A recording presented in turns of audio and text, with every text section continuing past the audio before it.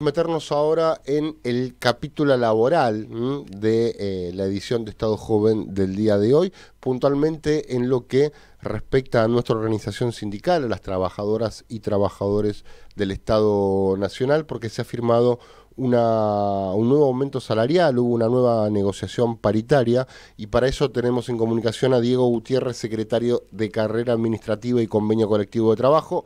Diego, Julián de Sousa te saluda. ¿Cómo estamos? Hola Julián, ¿cómo te va? Buenas tardes. Gracias por atendernos, Diego. Bueno, contanos un poquito sobre el nuevo número que se firmó, teniendo en cuenta, por supuesto, el contexto, y acá también hay una cuestión, me parece a mí, a valorizar, que es dado algunas miradas que tiene el actual Poder Ejecutivo y sus funcionarios, el hecho de que la paritaria esté funcionando es positivo, ¿no? Sí, sí, totalmente. Digamos, a ver, si uno evalúa el contexto, obviamente que no podemos decir que el acuerdo en términos de números sea un acuerdo positivo, ¿no? Totalmente. Nosotros veníamos hasta el mes de noviembre por encima de la inflación, digamos, ganando un poco de salario por encima, y el 25,5 de diciembre creo que obviamente, de más está decirlo, que a todas las actividades le causó una pérdida importante en el año. Ese número, digamos, creo que genera una pérdida real del 10% aproximadamente. Ujú.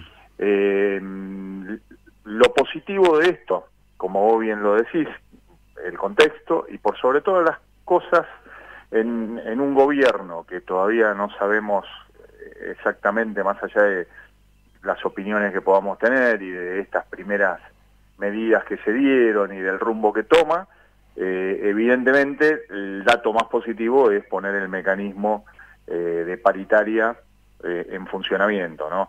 Teniendo en cuenta que muchas veces puede haber voces dentro de este mismo gobierno que si fuera por ellos todo esto lo anularían, ¿no? Y Sin ninguna duda. quisieran dar quisieran dar los aumentos y todo y legislar por decreto como estamos viendo que está sucediendo, donde se piden, digamos, facultades extraordinarias para pasar por encima del Parlamento y legislar en un montón de aspectos, inclusive muchos que a nosotros nos perjudican, Ujú. ¿no? Pero, Entonces, Diego, es muy importante esto que decís vos, de que hay muchos funcionarios que si es por ellos, ni hay paritaria y el aumento lo dan por decreto o cuando quieran o en el monto que quieran, porque ya lo han planteado puntualmente con los jubilados. Le dijeron, se acaba la fórmula, lo daremos por decreto. Lo dicen abiertamente. totalmente.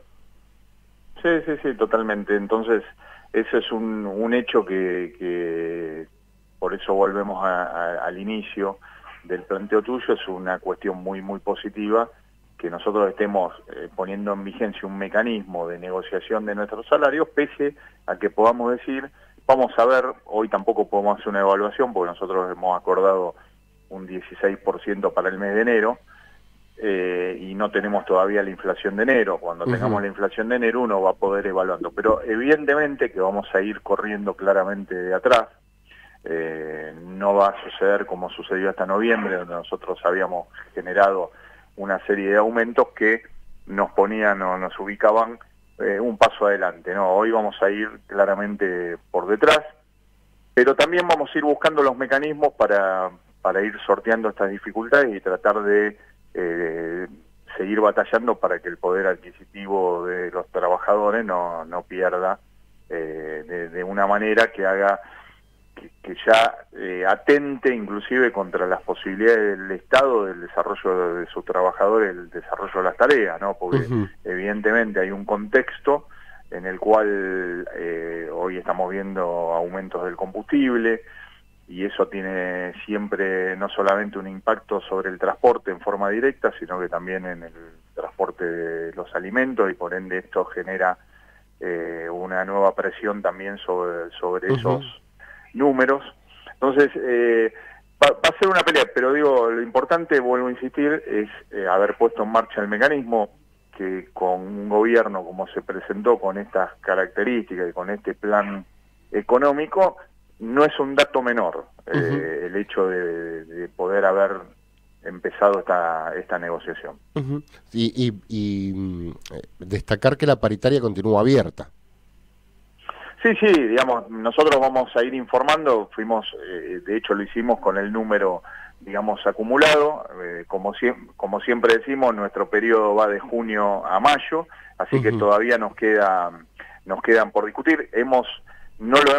Tampoco no se ha publicado, pero hemos abierto la paritaria ya el lunes pasado, el lunes 29, la hemos reabierto para discutir los salarios de febrero, o sea que vamos a ir con una discusión mensualizada, hasta que, digamos, si el gobierno logra que el índice inflacionario empiece a mermar y que inclusive se consiga tener una estabilidad también dentro de esos números, bueno, ahí veremos si da para estirar esa negociación en plazos bimestrales en un principio o trimestrales posteriormente.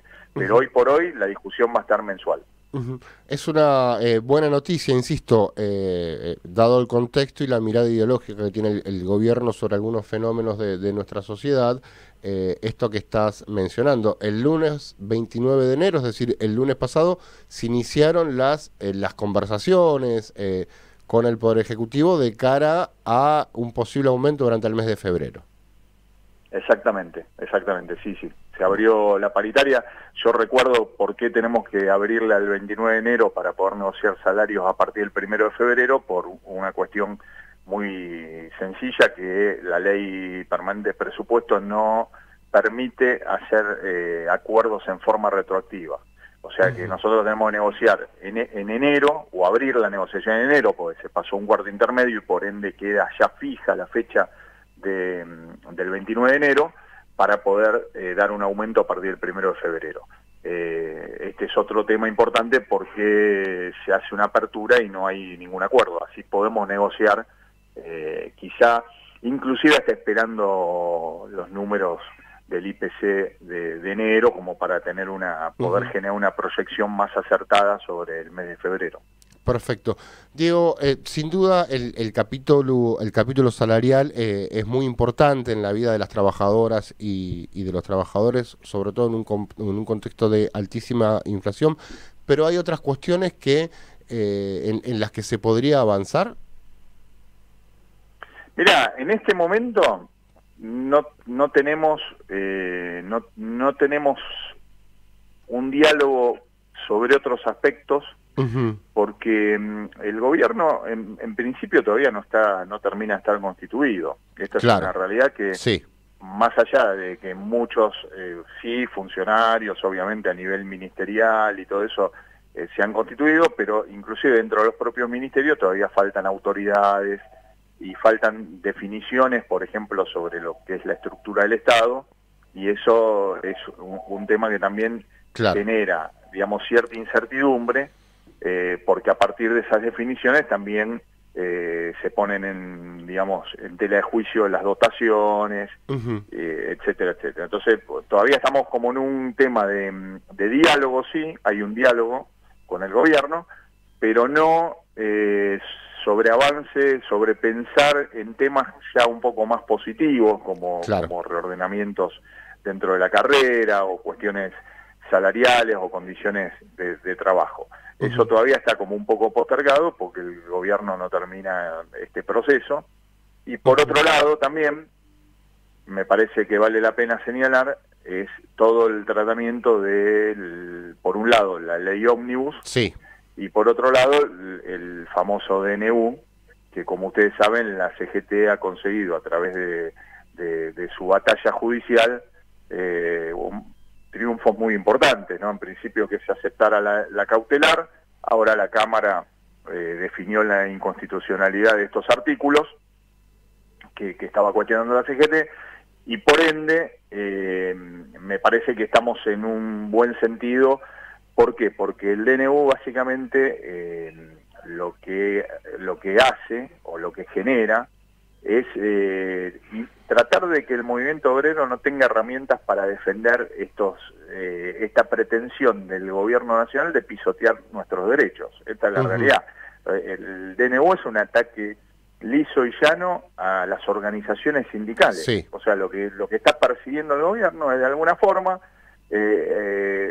impedir que el gobierno, que el movimiento obrero se resista a todas estas medidas que pretenden tomar con cierto nivel de autoritarismo, ¿no? Porque si uno, digo, si yo tengo la buena fe de buscar una negociación, de buscar un consenso, creo que lo que nuestra sociedad necesita es precisamente que todos los actores involucrados entendamos la situación difícil por la cual pasa el país y busquemos caminos en común que podamos transitar, donde cada uno seguramente va a ir deponiendo actitudes, generando flexibilidad en sus posiciones y que nos permitan encontrar consensos que hagan posible que el país pueda ir por una senda como pretendemos nosotros, de crecimiento y de mejora de la economía para que haya una mejora en la sociedad.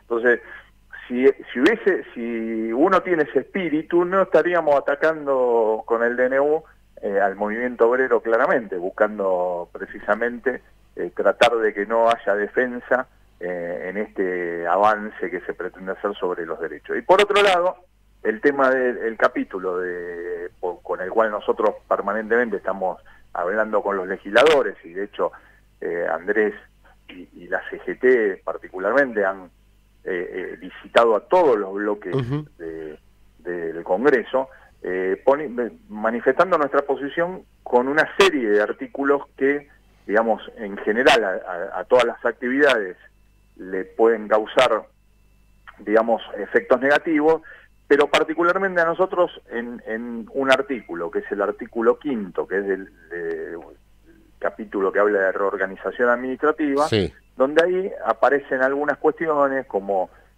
un inciso B que habla de determinadas cuestiones de la carrera, que ese inciso está totalmente de más, porque esas cuestiones tal cual están planteadas ahí ya las venimos trabajando hace muchísimo tiempo, 25 años de historia, claro, en la negociación colectiva, donde hemos ido abordando todas esas cuestiones que están planteadas en ese inciso. Por lo tanto, ese inciso nosotros planteamos que no tiene ningún sentido, que el gobierno se arrogue unilateralmente cuestiones que ya las tenemos totalmente subsanadas mediante la ley de empleo público, mediante la ley de negociación colectiva y los convenios colectivos, tanto el general, el sectorial o inclusive los de la ley 14250. Entonces, ahí ya es un sinsentido. Y después tenemos algunas cuestiones que están planteadas en los incisos C y D de ese artículo, que tienen que ver con reformas que pretende hacer el gobierno sobre organismos, empresas, todo. ¿Cuál es el tema?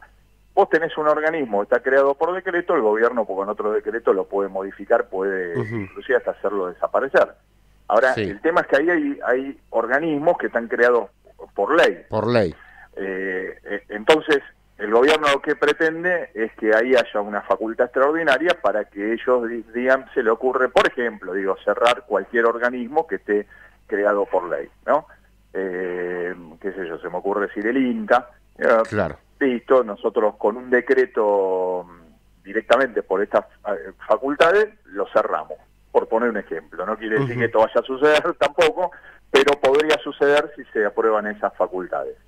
Y después, en el inciso D, sobre todo lo más preocupante es la intervención tanto de este tipo de organismos o aquellos que tengan mecanismos que mediante la ley tengan que cumplirse, como por ejemplo en algunos casos puede ser que haya que la ley diga que para ser director o autoridad máxima de uno de estos organismos hay una especie de concurso público con determinadas características. Bueno, ellos pretenden intervenir todos estos organismos, inclusive hoy tienen facultades para intervenir los que están creados por decreto también. Sí. De hecho, ni siquiera hace falta intervenirlos porque digamos, el Poder Ejecutivo tiene las facultades de designar a las autoridades máximas de estos organismos, pero le pretenden arrogar al interventor facultades como, por ejemplo, poner en disponibilidad personal, ¿no?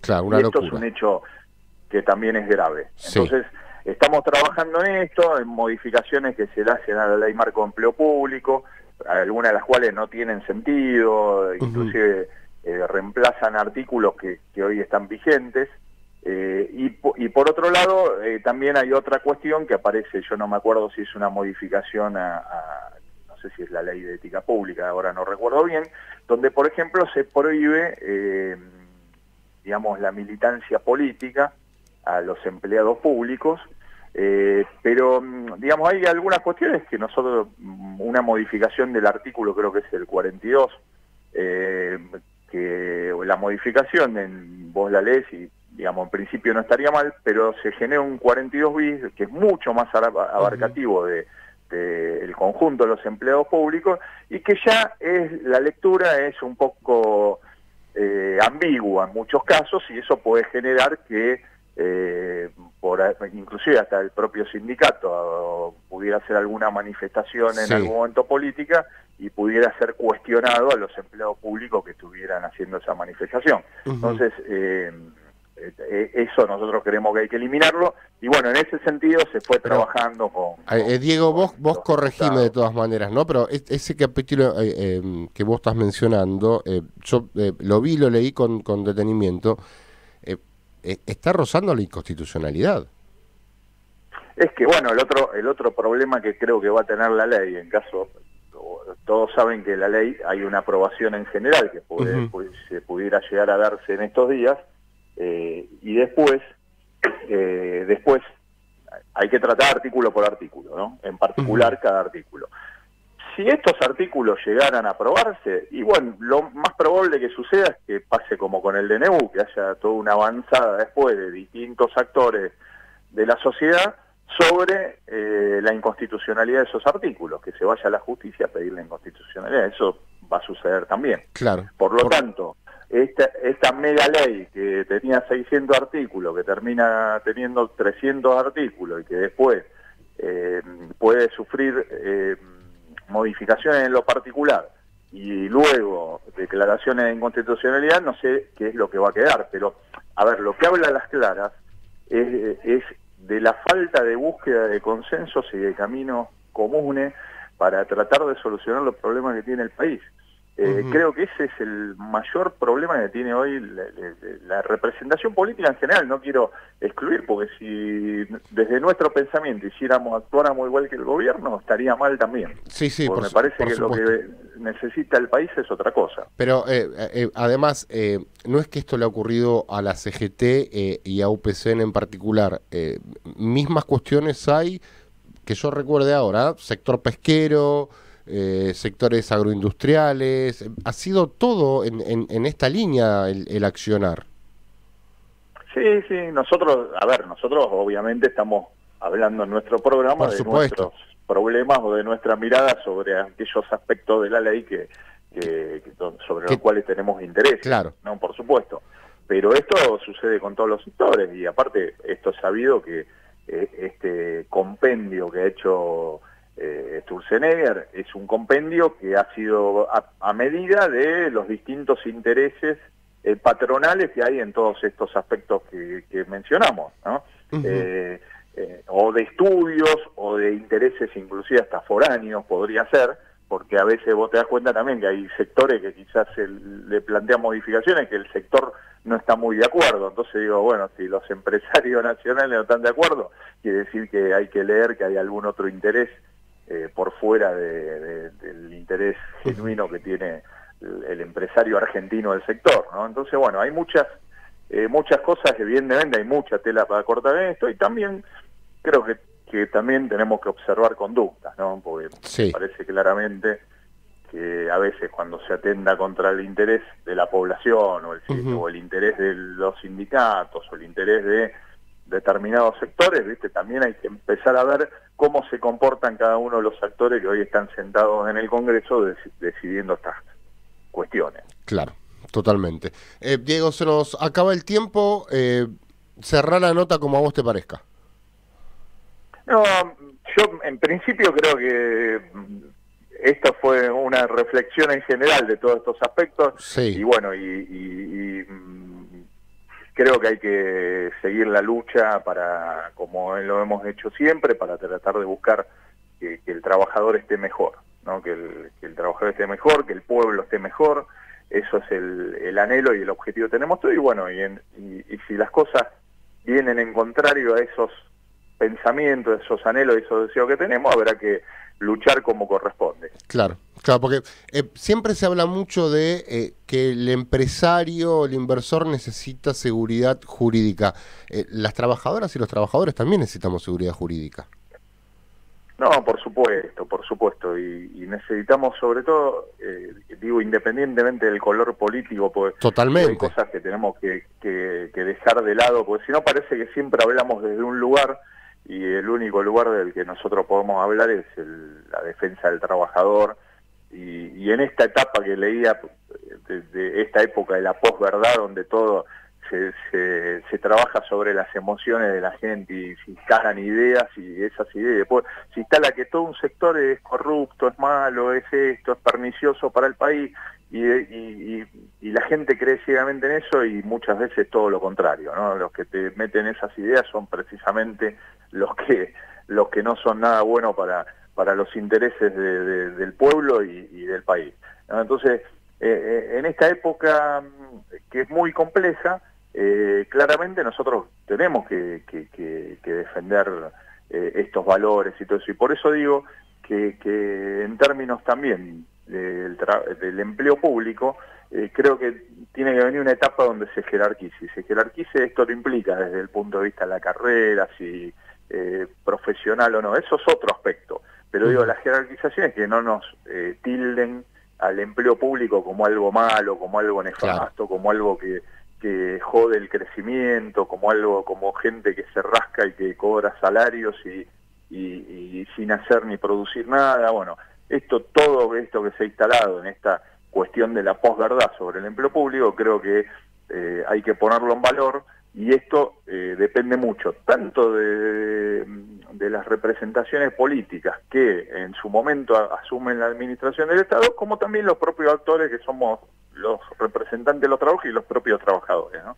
Hay que poner en valor todo eso. Me parece que más allá de veremos cómo suceden los acontecimientos que estamos viviendo en este momento, cómo se dará el futuro inmediato, y después creo que tiene que venir una etapa donde realmente se jerarquice, digamos, lo público, el valor de lo público, el aporte que lo público le hace precisamente a la sociedad, y que tengamos un gobierno que no incline la balanza hacia el sector de los intereses concentrados, sino que sea un efectivo mediador de la puja de intereses que tienen el sector del trabajo y el sector del capital, ¿no? Me parece que nosotros todos esperamos eso, que haya claro, una lógica relación de fuerzas entre eso, y que el Estado se constituya en mediador de eso, ¿no? Es extraño lo que señala Diego, porque lo que se está pidiendo es normalidad.